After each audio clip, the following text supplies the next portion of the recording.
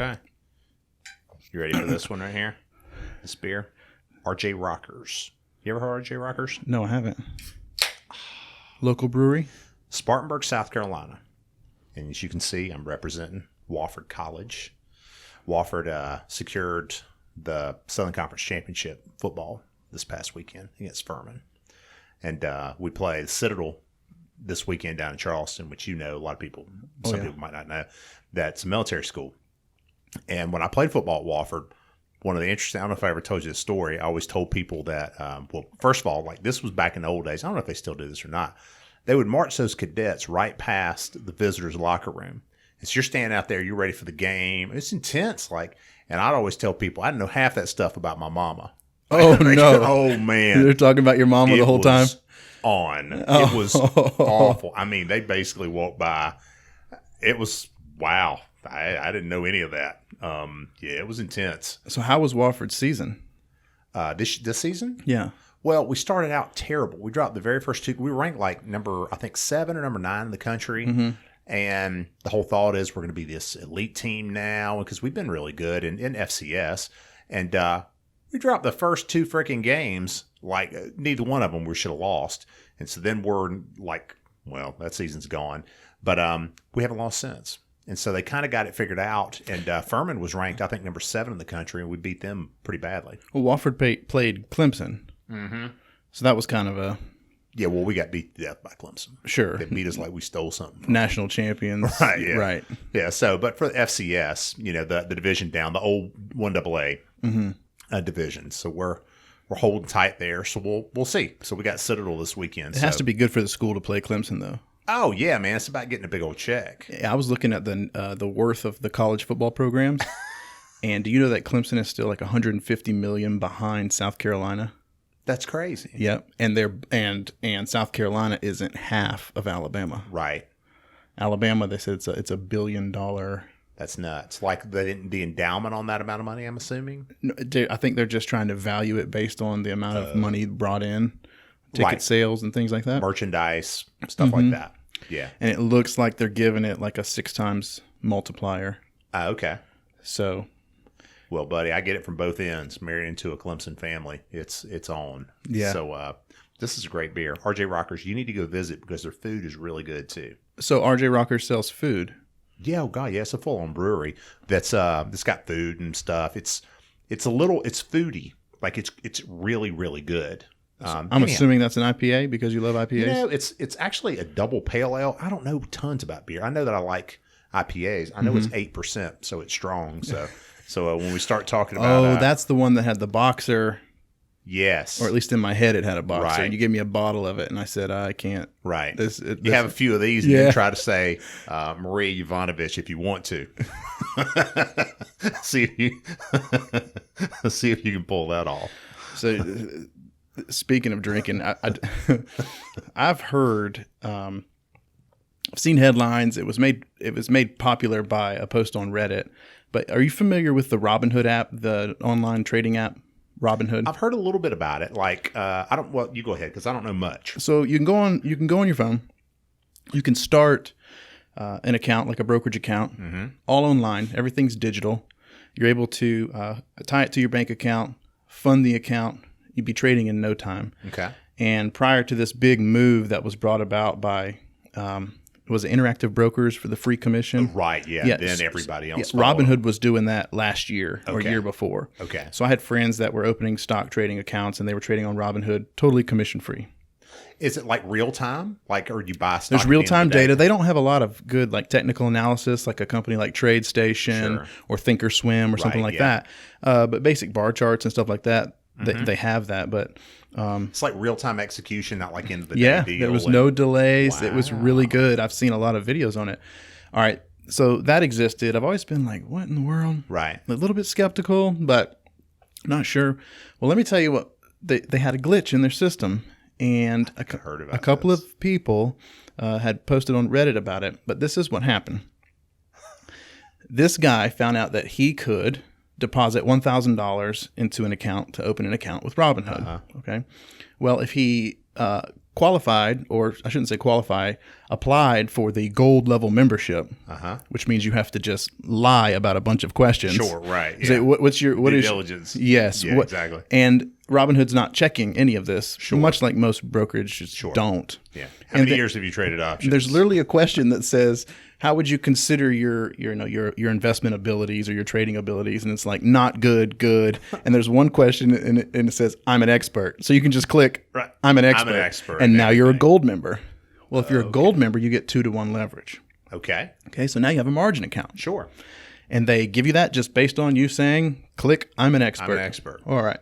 So what this guy did was he learned about stock options, which he can trade on Robinhood. So what he did was he went in, found out that he could sell, I don't remember if he did it on calls or puts. I think he did calls, but he sold naked calls. Oh. Uncovered calls. Oh. No, this is what he did. He went, AMD was trading at like $38. So he bought 100 shares of AMD. Okay. So he must have put, I think he placed $2,000 in the account. Okay. They gave him 2-to-1 on the margin. So he had $4,000 available. Okay. He bought 100 shares of AMD. Okay. $3,800. Okay. Well, then he sold the calls against the AMD stock that he had, right?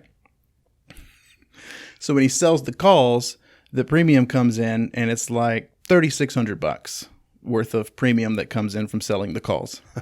Well, the minute the $3,600 hits his account, they go, oh, 2-to-1, the 3,600 goes to 7,200 purchasing power.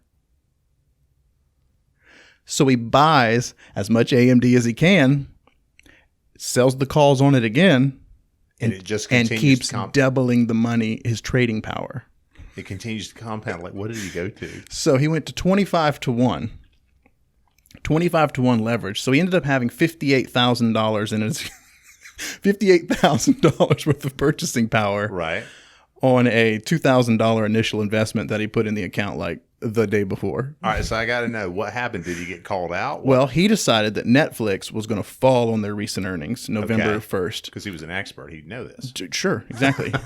But see, there's nothing in Robinhood stopping you from continuing this little loophole. They deposit the money in your account, 2-to-1 leverage just keeps doubling. So luckily he didn't continue to go, but he bought $58,000 worth of puts on Apple, and Apple crushed it, and they went up. His puts went to nothing. Right, and he had sold them overnight, and he bought the options that expired in one day. One day, he had 1 day's worth of time. Wow, on his options. So his account went to virtually nothing. So he had like a $56,000 loss with a $2,000 deposit. But here's the thing. People have been checking in with him, and this story went national. And they keep saying, like, have you heard from Robinhood? And he's like, no. They're not even pursuing this guy. And he's very public about it. Well, they can't pursue him. They better not pursue him. Yeah, I mean, it's their screw up. It's his, like, but he's not an expert. So he did lie. He did lie. But I mean, experts that's a nebulous term. What does that even mean? Yeah. I mean, he was like, I'm an expert. Mom always said I was great. I know. That's right. I got a trophy for everything. You have no idea how awesome I am. But the problem was he put it on Reddit, and a couple other people did this, and they lost $300,000, $350,000. So I don't know what Robinhood's total losses are at this point.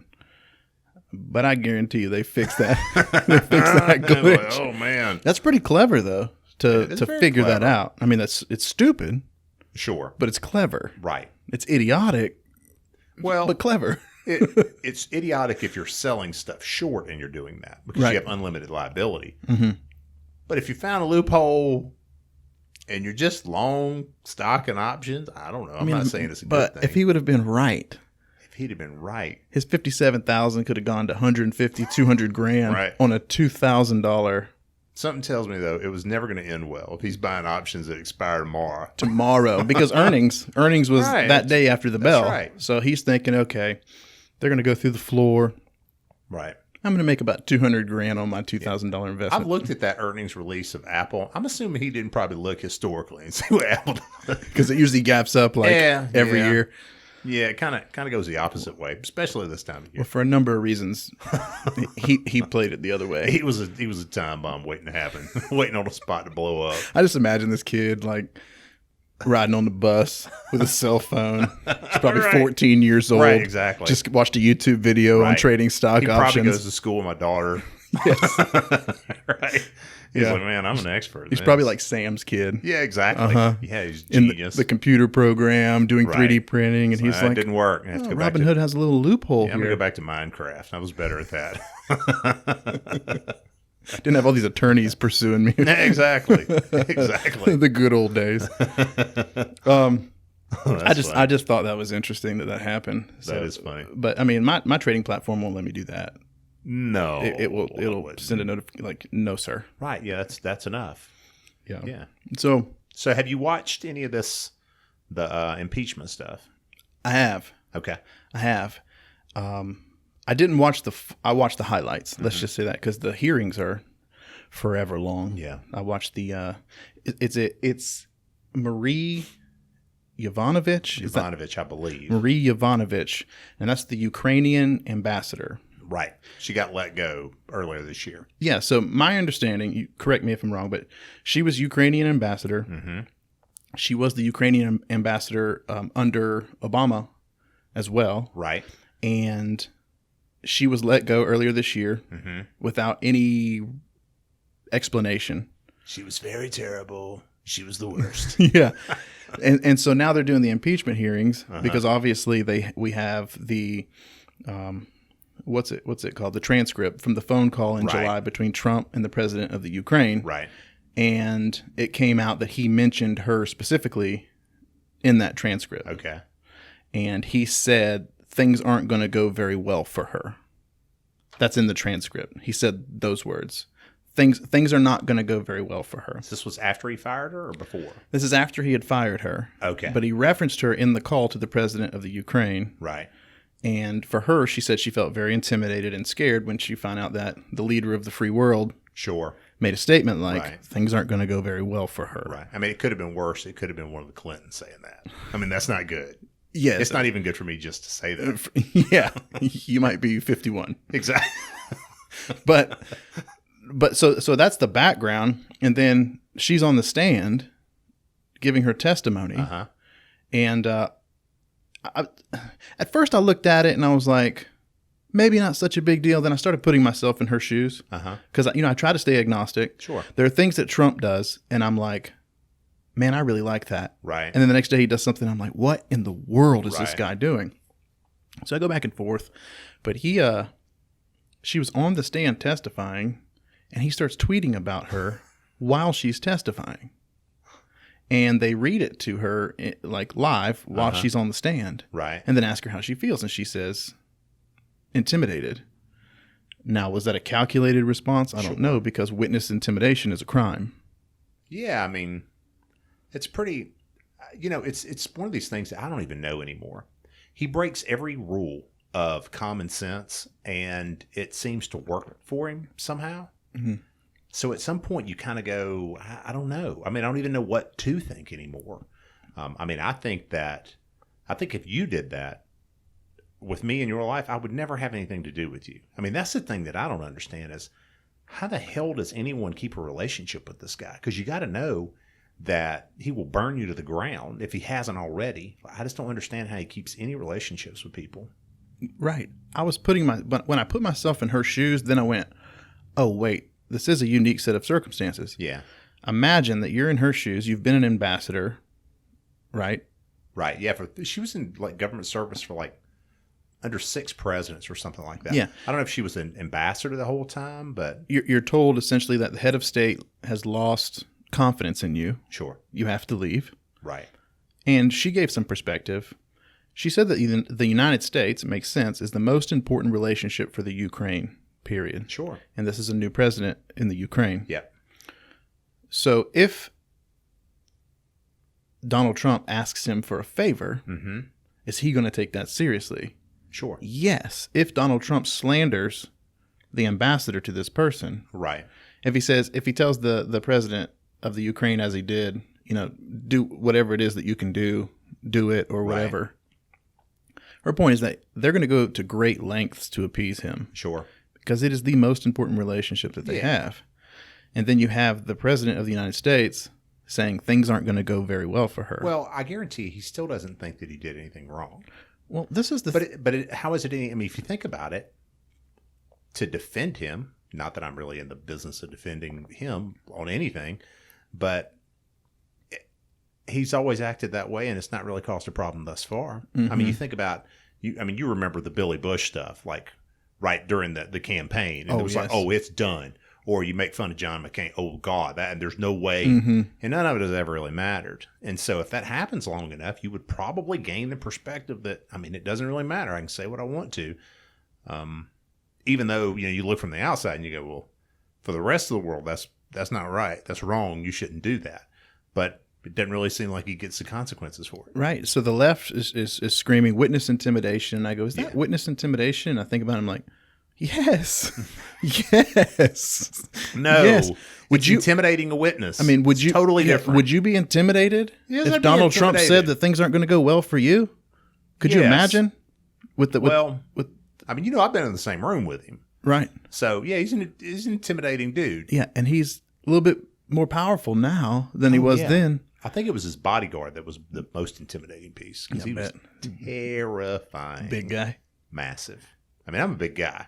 And I went, he's probably 6, I don't know, he's maybe 6'8". Yeah. I mean, just massive human being. And, I mean, what made me nervous? Like, I was still big at the time at 6'2", 240 or so. And just nothing. That's nothing compared to that guy. Yeah. And I was thinking like, imagine you took a large corporation like Microsoft. Pre-Bill Gates retiring. And imagine there's a new hire on the ground level, entry-level job. And Bill Gates comes to that new hire and says, hey, can you do me a favor? Sure. What are they going to do? Sure. That's essentially what happened between the United States and the Ukraine. I know. It's that kind of thing where... And the question is it going to matter one way or another? I don't know. I don't know if it's going to matter at all. He said it in the campaign that he could shoot someone in the street. Right. And get away with it. I know. And he has proven that to be... I know. That's been true the entire time. What I found interesting were the media outlets, because that's always interesting. Sure. There's something I picked up on that I had not thought, that I hadn't seen before. CNN, MSNBC, they're all like, this is going to be added to the on the grounds of impeachment now, witness intimidation, yada yada yada. Fox News is saying ridiculous. She was a waste of time, worthless. But I was paying attention to the words that they were using, and they were using the word sin and faith, and they were plugging that in to their normal reports. Now, who does that appeal to? Yeah, I mean, the Christian, obviously I'm Christian, me, and I think that the thing is probably part that disturbs me most about a lot of this stuff is how, I don't know, I mean, that's a long conversation, is about how in the hell can you just not see somebody act that way and hold Christian values and go, well, it's okay. I mean, because you can find a biblical reference to substantiate about anything you want. There's been how many people killed because of that? I mean, and so I don't know. It's twisted and bizarre, and because it doesn't match anything up with the religious beliefs, true religious beliefs of these people, things that they say that they believe. If you go, okay, would you be okay if your son did that? Oh gosh, no. Well, how is it any different?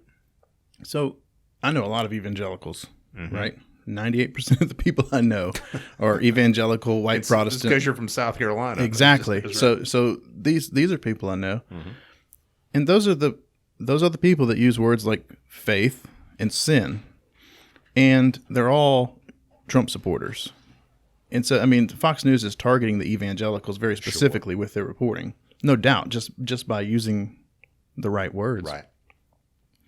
And we talked about this a couple weeks ago about the evangelical vote, and I do know a lot of people, because I thought about it. I do know a lot of people that are excited about voting for him. Like, not just that they voted for him and were kind of sad, and now it's like, yeah, they're excited to vote for him again. And I was trying to get to the bottom of why that is, the evangelical vote for Trump, because based off what you said, it makes a lot of sense. Like, man, this guy is not living by these principles at all. Right. And one guy explained it, and he said it was because of how suppressed they felt under the leadership of Obama.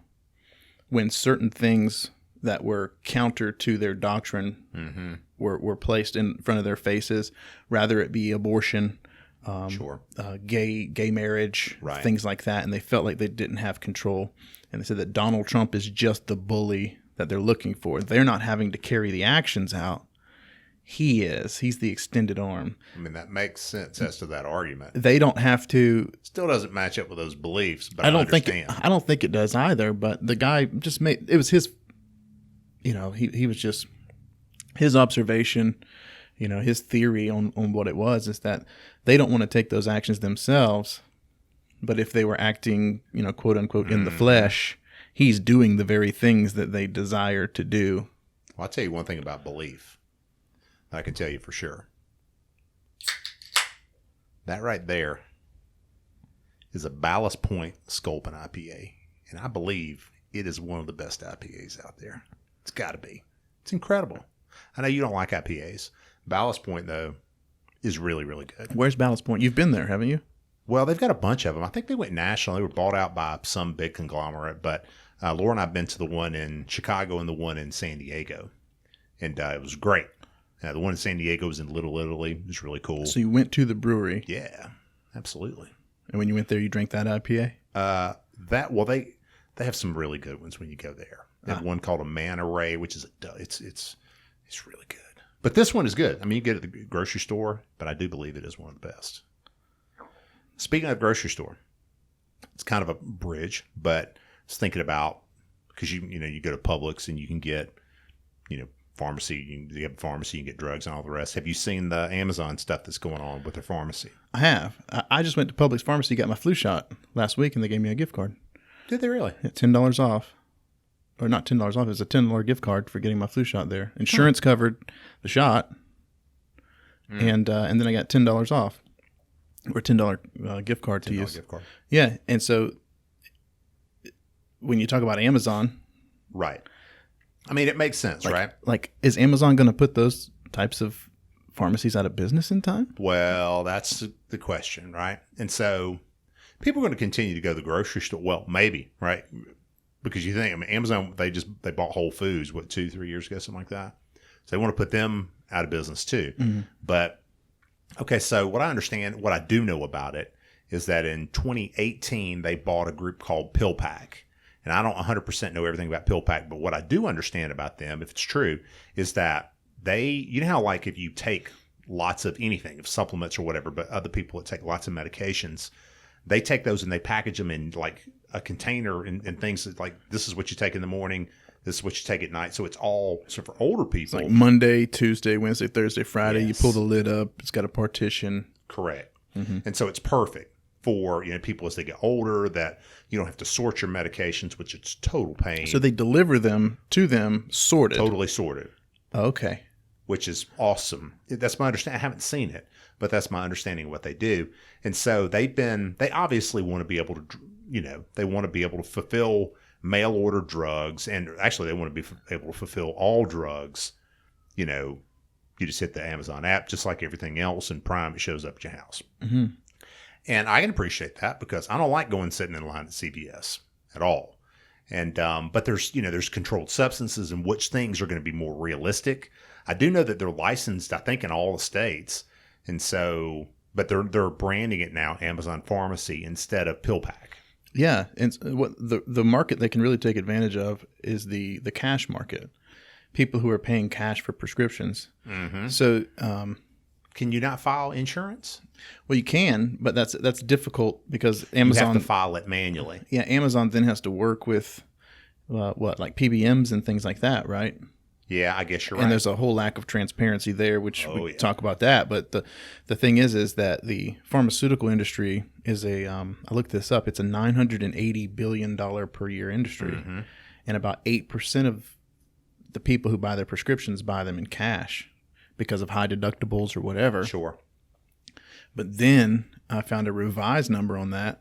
Well, there's 8% of people who don't have insurance that pay cash. Mm-hmm. And then if you account for the people who have insurance, but because of their deductibles or whatever, that pay cash as well, they think that $980 billion the number of people who pay cash could be as much as 25%. Wow. So right now they have just a wide open market for several $100 billion. Right. And things are going to be changing. The other thing that they just did, I kind of caught it out of the corner of my eye, like, oh, I see. They just enabled Alexa, the voice-activated Alexa, to where it's HIPAA compliant.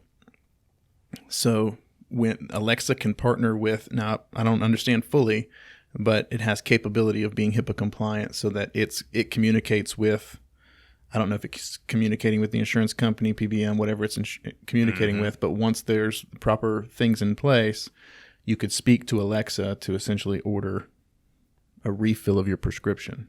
Yeah, there's lots of implications to that.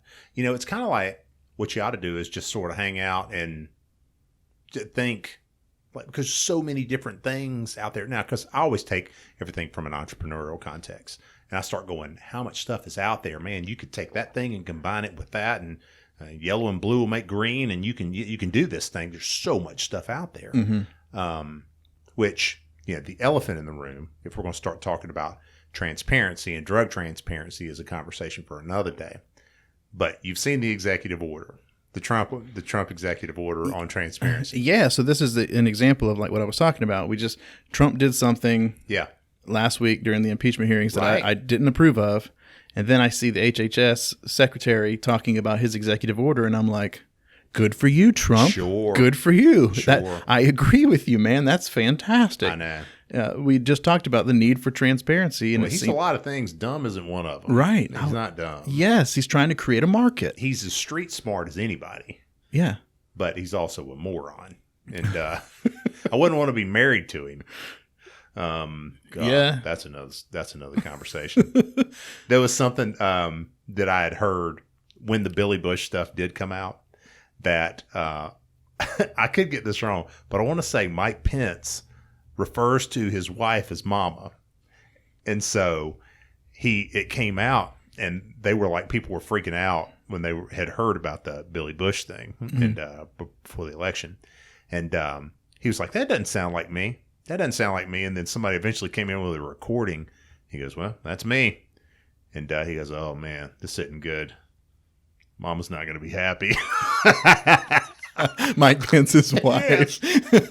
Mama's not going to be happy with this.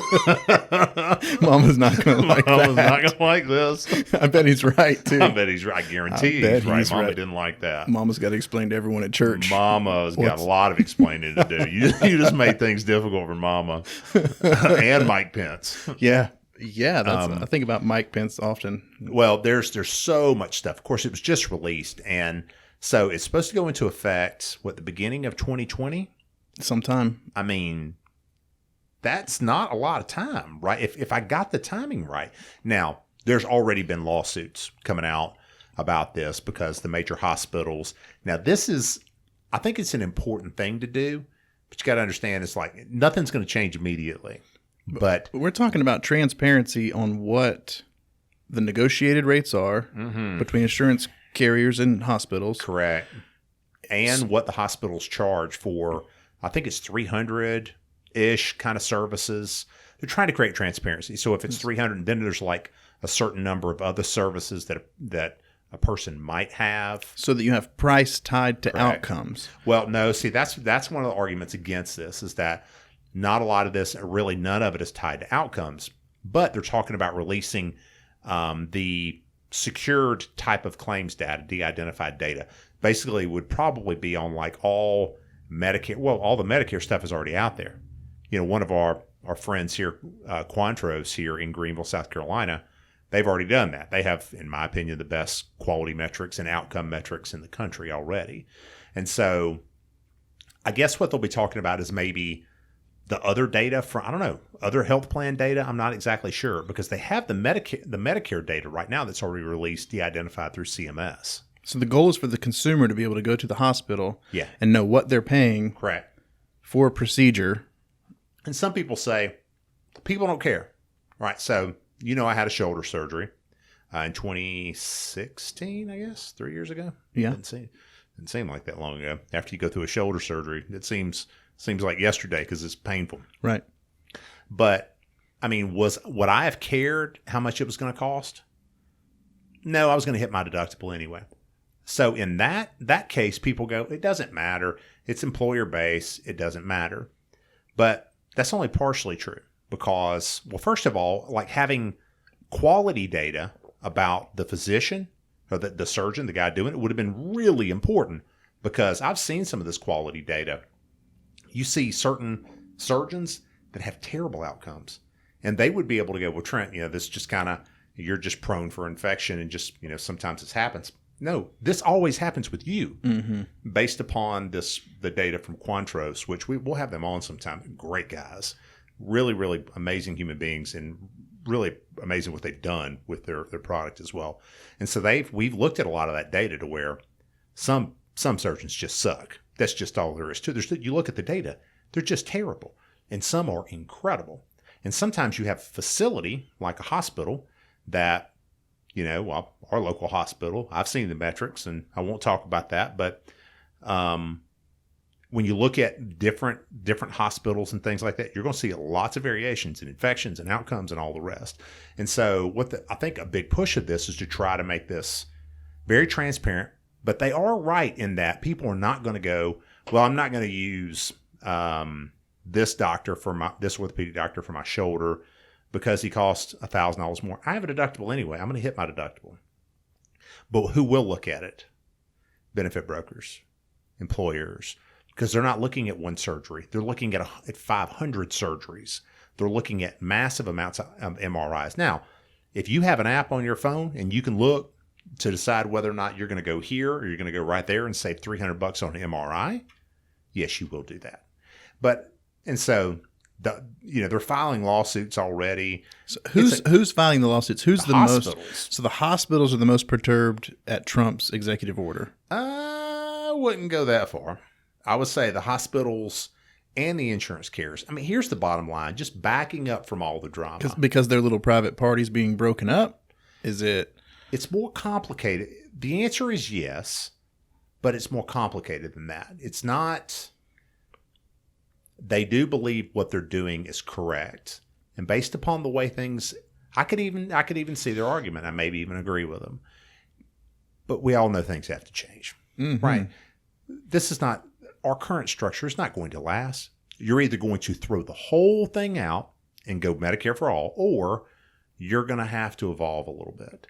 And major evolution, if you can't figure out in a consumer, when you can buy anything you want to on your phone, you can't understand how much a healthcare procedure is going to cost you, that's a problem. Now, I understand it's more complicated because you're looking at employer-based coverage, and that's the one point I didn't want to drop.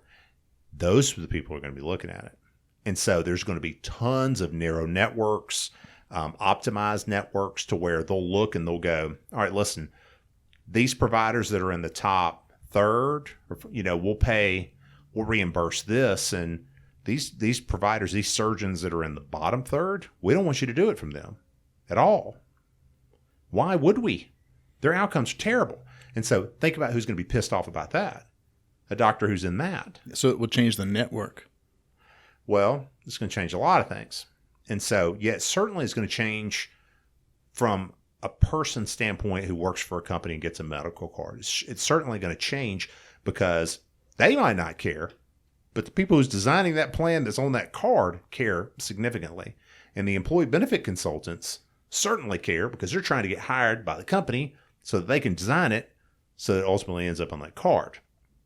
Now, in terms of pricing too, insurance carriers, they don't want that public. And there's arguments on both sides. They would say, well, if a hospital, all the hospital's going to do is if this other hospital is higher than them, they're actually going to raise their price. Okay. Maybe in the short run. That's the thing I was really wanting to try to get to is that lots of things happen in the short run, but I think we pretty much know what happens in the long run. McDonald's doesn't raise the cost of their Big Mac. And then, Burger King looks at it and goes, man, you know what? We probably raised the Whopper too. And they don't just continue to do that. Mm-hmm. That doesn't work in our society because there's always somebody else that comes back in and goes, I'll offer you Wendy's will go, I'll offer you a double cheeseburger for right here. and then it always ends up coming right back down. So if you're creating a market there in healthcare that doesn't currently exist, ultimately it should lower healthcare costs. And wouldn't that then in turn lower premiums? Of course. And so that is why another. Now, as I talk about it, though, you could have a position to where you have two hospitals in a market that collude with one another. That's also a bad idea. Pretty sure you can go to jail for that one. But it's a complicated thing. And it's even more complicated because we're so tied emotionally to hospitals. That's where my baby girl was born. I love those people. That's where this doctor took care of me. He saved my mama's life. There's lots of stories that way. Exactly. Yeah. A family member has a heart attack. Right. They rush them to the hospital. Dr. XYZ rushes in, saves the day. Right. You want to, you want to give Dr. XYZ a hug. They can do no wrong. Sure. They saved your family member's life. Sure. But it's such a reasonable ask to just say, we just want to know how much it's going to cost. And so I'm still trying to wrap my brain around, and the implementation of it will really determine like what it ultimately ends up meaning. But I mean, if everyone knows the price, big insurance carriers, that's a huge hit. That's not a good day for them, because you're going to have to explain to them. There's lots of explaining that's going to have to happen because if you look at it from, say you're just a local doctor, say you're my doctor or my physician, and I go, okay, help me understand something. For this insurance carrier, it's going to cost maybe my company, and this is what they're thinking. Well, they don't care. I'm going to hit my deductible either way. If it's $20,000 or if it's $40,000 for that surgery, or for my surgery, more like 40 or 80, right? So if it's either one of those numbers, I hit my deductible either way. I don't care.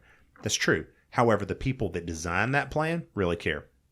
And so they're going to go, help me explain, because I'm looking at your outcomes. Mm-hmm. And I'm going, okay, if you have better outcomes, then maybe I'll pay a little bit more. But your outcomes maybe are in the middle, and you want to get paid way up here, there's a disparity. And so there's lots of people that are pissed. The insurance carriers are pissed. The hospitals are pissed. That physician's going to be pissed. There's lots of people that aren't going to be happy with transparency, but ultimately, not immediately, I do believe ultimately there is someone that's going to be really happy about it, and that's the consumer, which is ultimately the point anyway. I think I know what you're saying. I think what you're saying is I need to take $2,000, put it in a Robinhood account. Right. The minute this executive order goes through, right, I need to get 2-to-1. I need to click that I'm an expert, get 2-to-1 leverage. Right.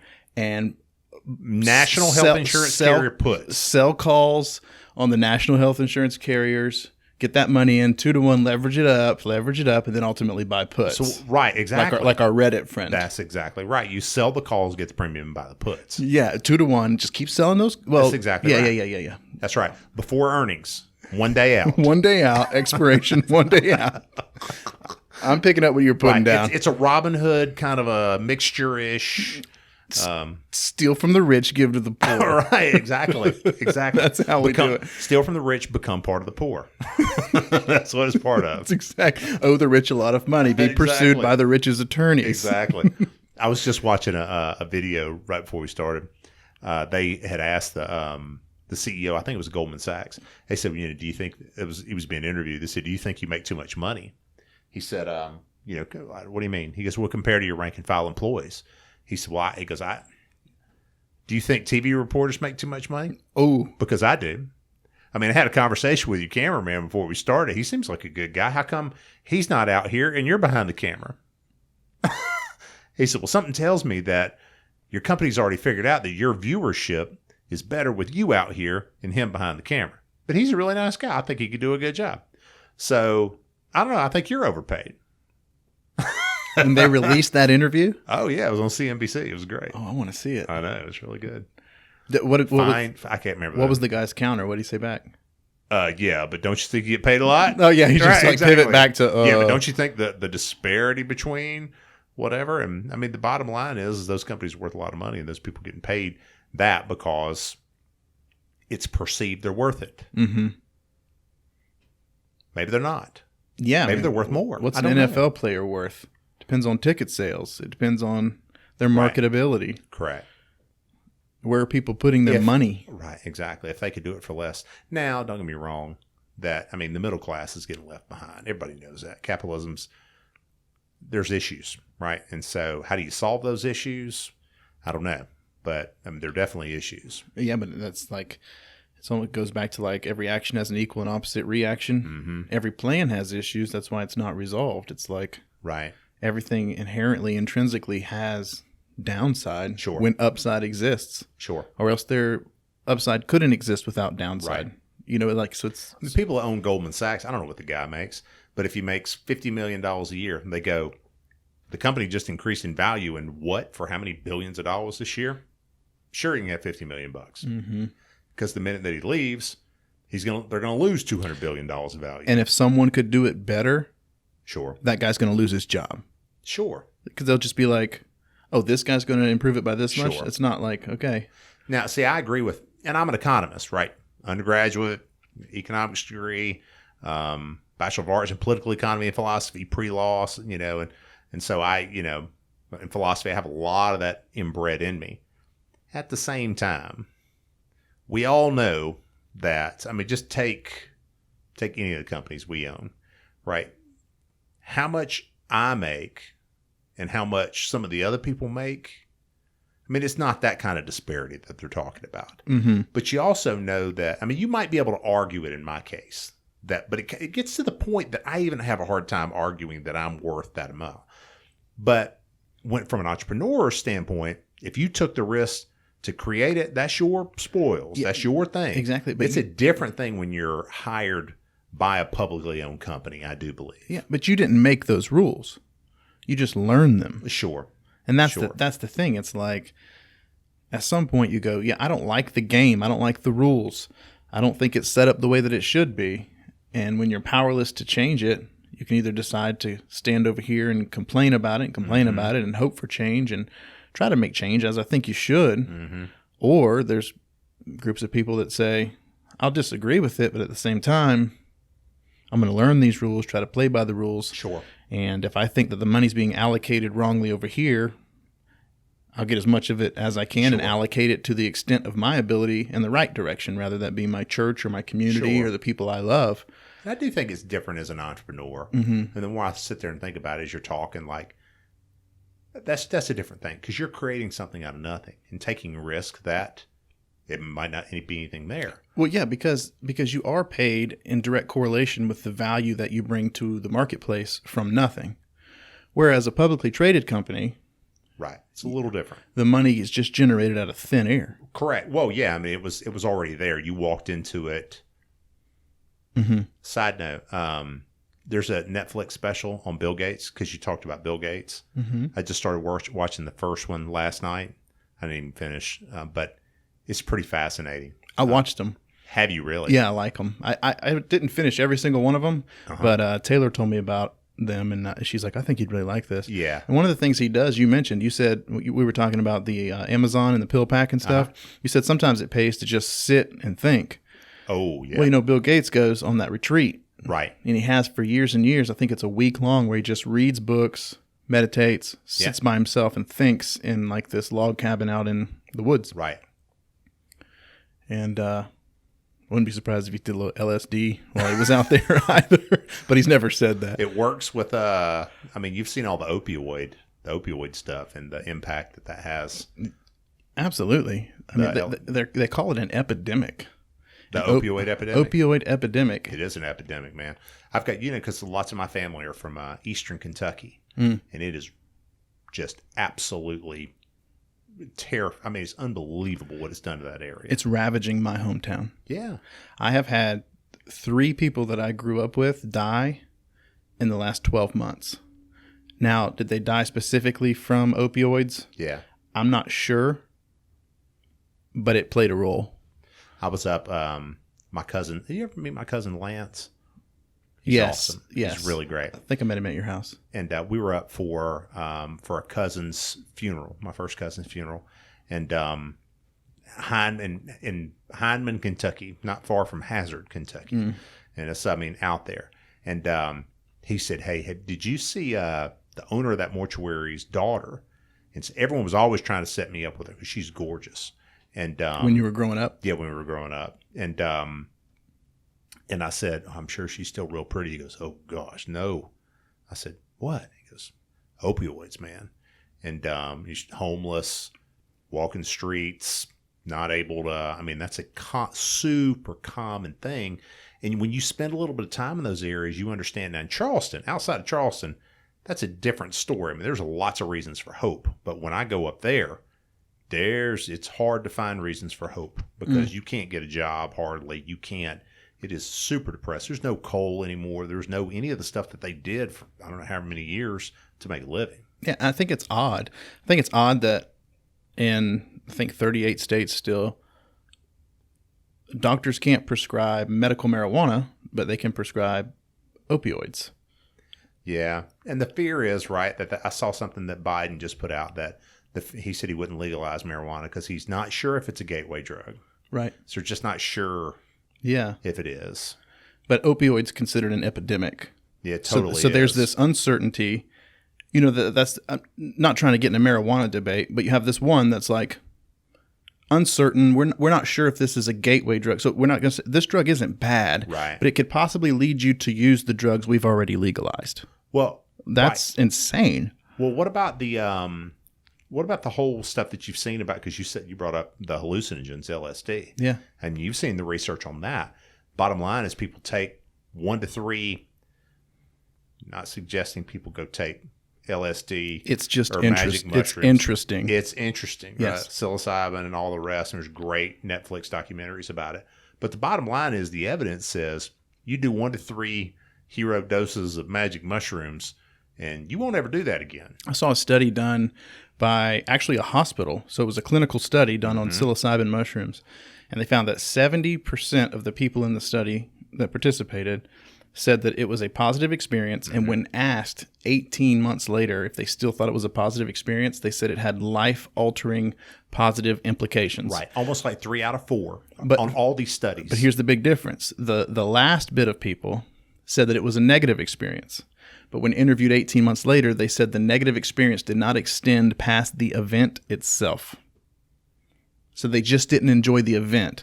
A week later, they're good to go. Whereas the people who got the positive side effects said it altered their life in a positive way. For forever. That's pretty crazy. It's very crazy. Yeah.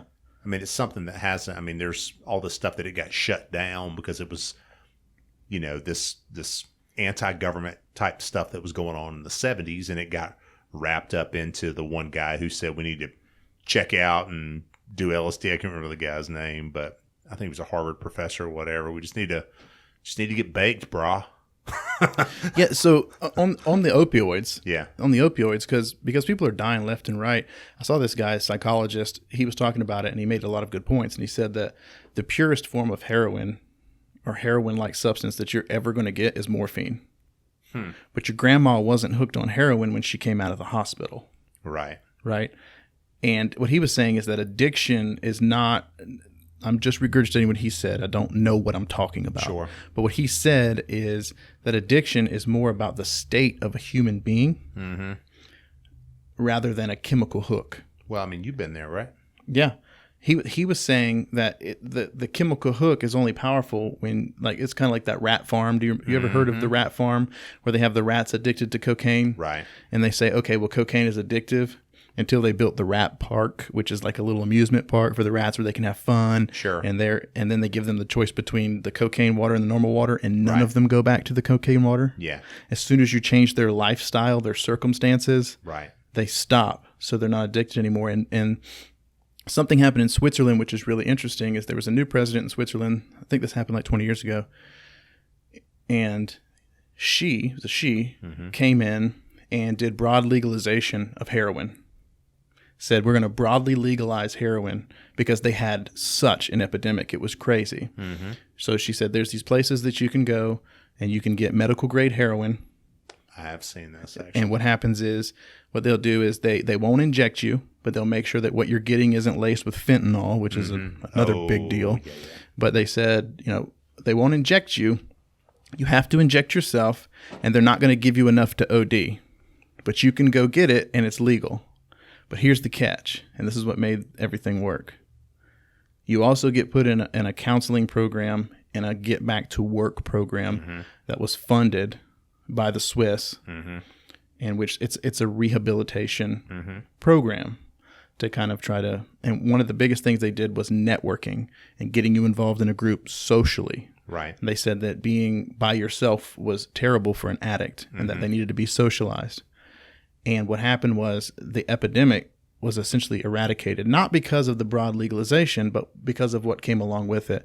They stopped the deaths because they stopped the tainted dosages. Right. But they said that out of the tens and tens of thousands of people who have been through the program, less than a handful are still addicted to heroin. That's awesome. Everyone else was able to come out of it because none of them wanted to be addicted to heroin. Sure. None of them said, this is what I want for my life. Right. And they took funding, government funding, and put it towards these people's rehabilitation and got them away from heroin. And now a lot of them are spokespeople for the program itself. Yeah. And, talking to the younger generations about why you don't want to be involved in this in the first place. Right. And I just think that's amazing. So I hear people talk about broad legalization, and the point of that story it wasn't broad legalization that did it. It was the programs that were tied to the broad legalization. You talked about fentanyl and all the trade deals and everything with China. I mean, because I've seen some stuff on that. Mm-hmm. That's got to stop. They got to find a way to stop. It's killing people.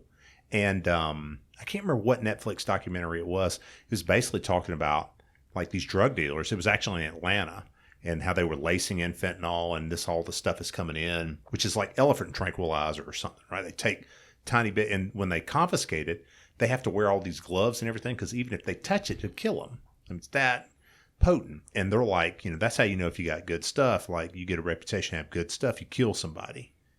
I mean, it's crazy. But all this stuff is being just shipped in from China. I mean, you can buy it online. Yeah, and I saw something. It looked like it's about half the size of this can, and they said that when mixed, that was enough to kill tens of thousands of people. Yeah, exactly. And it was half the size of this can. So if you think about smuggling something into the country, you have marijuana, right? And you'd have to get, truckloads. You'd have to have a barge full, right? And then you have the cocaine that can come in, and you're transferring it in kilos. Right. And now you have fentanyl. That's half the size of this can and can kill tens of thousands of people. And they're diluting opioids, like heroin, with this. Right. People are shooting it up or building their tolerance. That's the other thing that's so crazy that I learned. All of this is so foreign to me, but it's fascinating, and it impacts the community that I grew up in. People, has to do with the chemical receptors in your brain, but you're able to increase your dosage because you can't get the same satiety from it. You have to continue to increase your dose. And so when people are busted and go to jail or they go to a rehab center, what happens is they come out and they try to take the same dose they did prior to going in, and their body hasn't built up that resistance, and they die. Didn't work. They overdose, and it's a terrible thing. I hope we can figure it out. I hope as we talk about healthcare and we talk about Trump's push to do different things, that's a focus. It's got to be a piece of it. It has to be.